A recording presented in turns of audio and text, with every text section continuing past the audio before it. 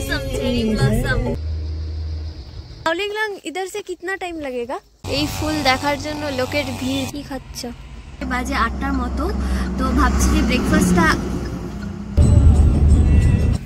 কেকের মধ্যে লবণ কেন থাকবে? গুড মর্নিং গাইস, তো আজকে হলো 23rd of November, এখন বাজে 6টা। তো আজকে আমরা যাব শিলং। সো রেডি হয়ে তারপর আবার দেখা হচ্ছে। তো এখন একদম রেডি হয়ে গেছি, এখন বাজে 7টা, অনেকটাই লেট হয়ে গেল। তো এখন আমরা বেরিয়ে যাব। আর যে আউটফিটটা আমি পরেছি সেটা তোমাদেরকে পরে আমি দেখিয়ে দিচ্ছি। তো মেকআপ আমি এখন একদমই করিনি, যদি ইচ্ছা হয় তো গাড়িতে বসে অল্প স্বল্প কিছু করে নেব। সো এখন অনেকটা লেট হয়ে গেছে, তো চলো যাওয়া যাক। তো সবার আগে ইন্ট্রোটা দিয়ে নিই, যেটা এতক্ষণ দেওয়া হয়নি। সো হাই এভরিওয়ান, আমি Anindita, welcome back to my channel. Hope you guys all are doing good. আজকের ওয়েদারটা ভীষণ ভালো, আর যেহেতু আমি বাড়ি থেকে একটু মেকআপ করে বের হইনি, পরে রাস্তায় যেতে যেতে ভাবলাম যে তাহলে একটু গাড়িতে বসেই করে নিই। তাই জাস্ট কিছুই না, একটুখানি আমি ইউজ করছি এখানে ওয়াটার টিন্ট, যেটা আমার খুবই ফেভারিট। এখন আমি মেকআপ না করলেও এটা লাগিয়ে বাস বাইরে চলে যাই, আমার খুব ভালো লাগে। তো আজকে আমরা যাচ্ছি শিলং, নওগাঁ টু শিলং। তো সকাল 7টার সময় আমরা বেরিয়েছি, এখন প্রায় বাজে 8টার মতো। তো ভাবছি যে ব্রেকফাস্টটা এখন করে নেব আগে। তো এখন আমরা একটা জায়গায় দাঁড়িয়েছি, and this is my outfit for today. কেমন লাগছে কমেন্টে কিন্তু অবশ্যই জানিও আমাকে। তো এখানে কিছুক্ষণ দাঁড়িয়ে থেকে তারপর আমরা আবার এখান থেকে রওনা দিয়ে দিলাম। ব্রেকফাস্টটা এখানে আর আমরা করিনি, একটু পরে করব, সেই জন্য। ড্রাই ফ্রুটস,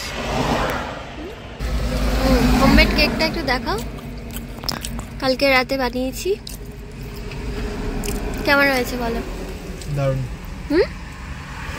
রিভিউটা দাও। দারুণ, একটু লবণটা কম হয়েছে।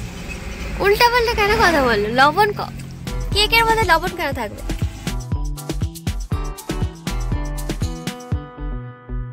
সাড়ে 9টার দিকে আমরা আমাদের ব্রেকফাস্টটা করে নিয়েছিলাম। খাওয়া দাওয়া কমপ্লিট করে আমরা আবার রওনা দিয়ে দিলাম। আর এই জায়গাটাতে এত জ্যাম, কি বলবো আর। তো এখান থেকে শিলং আরও 80 কিলোমিটার্স, অনেকটাই জার্নি করতে হবে আমাদের। রাস্তায় যেতে যেতে একটু খিদা পেয়ে গিয়েছিল, তো আমরা দুজন মিলে একটু আপেল খেয়ে নিলাম। তো এইসব ফ্রুটস আমি সাথে করে নিয়ে গিয়েছিলাম, যাতে রাস্তায় খিদা পেলে টুকটাক কিছু খেয়ে কাটিয়ে দিতে পারি, তাহলে সময়টা আর নষ্ট হয় না আর কি, কোনো দোকানে দাঁড়িয়ে বা কিছু করে। সো রাস্তাগুলো দেখো এখানের। আমরা মোটামুটি শিলংয়ে এখন ঢুকে গেছি, ভীষণ সুন্দর রাস্তা।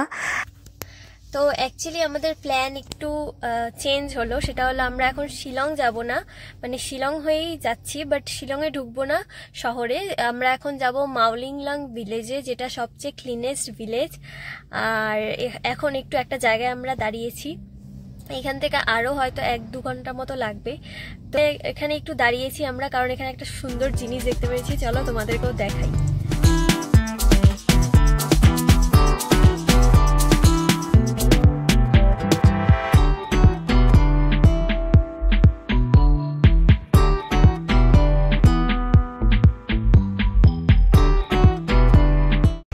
জাস্ট দেখো কত ফুল, ওয়াও। ইয়েটা বের করো না, চাকুটা ছিল যে ওটা বের করো। ওই চাকুটা না, তোমার যে এটা কাঠটা বের করো। এখানে দেখো, এই ফুল দেখার জন্য লোকের ভিড় জমে গেছে। আমরা এখন এসেছি উমিয়াম লেকে। তো এখান থেকে তোমাদেরকে ভিউটা দেখাই, দারুণ। আগের বারও এসেছিলাম যখন শিলংয়ে এসেছি, সেটাও আমার আগের ব্লগের ভিডিওতে এখানে দেখে থাকবে। তো এবার আরেকবার দেখে নাও।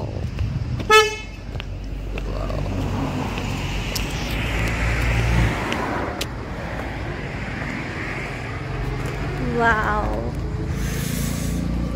বোট রাইডিং হচ্ছে।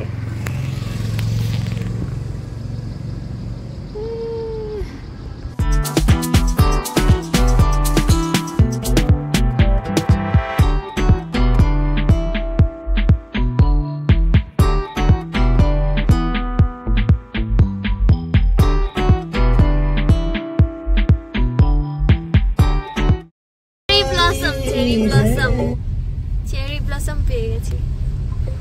ওয়াও, এটা তো অনেকগুলো থাকলে সেই না। এই চলে গেল।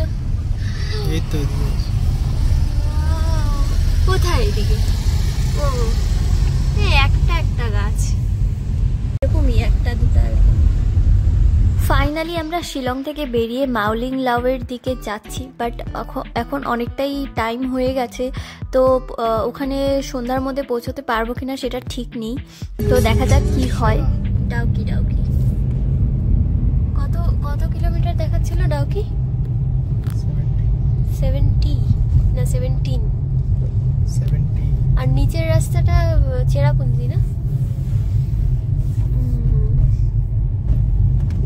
এখন বাজে 2টো। আমরা রাস্তাতে একটা ধাবা পেয়ে গেলাম, তো ভাবলাম যে দুপুরে খাওয়াটা এখানেই খেয়ে নিই।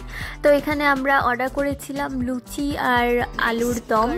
তো খুব ভালো লাগছিল, গরম মানে ঠান্ডার মধ্যে গরম গরম খেতে। তো এতক্ষণ তো অতটা ঠান্ডা লাগেনি, কিন্তু এই জায়গাটাতে আসার পর থেকে প্রচণ্ড ঠান্ডা লাগছিল বাইরে। আমি চাদরও বের করে নিয়েছিলাম ওই জন্য। খাওয়া দাওয়া কমপ্লিট করে আমি একটু কফি খেয়েছিলাম, আর তারপর এখান থেকে রওনা দিয়ে দিয়েছিলাম। এখান থেকে বেরোতে আমাদের প্রায় 3টা 3:30টার মতো বেজে গিয়েছিল। অনেকটা লেট করেছিল খাবারটা দিতে, সেই জন্য। তো বাইরেটা দেখো পুরো মেঘে একদম ঢেকে গেছে। তো খাওয়া দাওয়া করে বেরোতে আমাদের অনেকটা টাইম লেগে গেল, প্রায় 3:30টার মতো বাজে।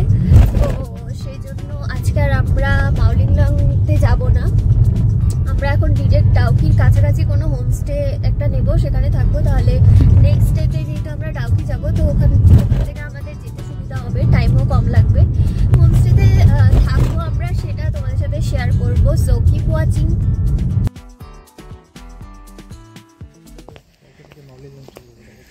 মাওলিং লং কতক্ষণ লাগে জিজ্ঞেস করি ওকে, ও ভালো বলতে পারবে। हाँ ये वाला दिखाइए। माउलिंग लंग इधर से कितना टाइम लगेगा? 22। अभी जाने से क्या अंधेरा हो जाएगा?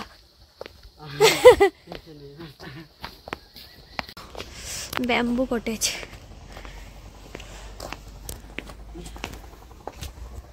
ও ভেতরটা পুরো বাঁশের। তো ফাইনালি হোমস্টে আমরা পেয়ে গেছি। এটার নাম হলো কি যেন নাম বললা? Hillside highway cottage. খুব সুন্দর কটেজটা, ভেতরটা পরে দেখাবো, বাইরেটা একবার দেখে নাও। তো এইটাতে আমরা আজকে স্টে করব। আর এখানে এটা হলো উডেন কটেজ, আর এখানে ব্যাম্বু কটেজও আছে, বিশাল বড় এরিয়া। আমরা এখন একটু ঘুরঘুরি করতে বেরিয়েছি, মানে আশেপাশে হোমস্টের আশেপাশে কি কি আছে সেগুলো দেখার জন্য। তো এখন আর এদিকে কেউ নেই লোকজন সেরকম, বাট প্রচণ্ড ঠান্ডা। একটা ছোট পার্কও আছে, কিউট সা পার্ক। ওই দিক থেকে আমরা এসেছি, এখন এই দিকে যাচ্ছি। আমার ব্লগ কেমন লাগছে বলো? ঘাটিয়া কিউট লিটল পার্ক।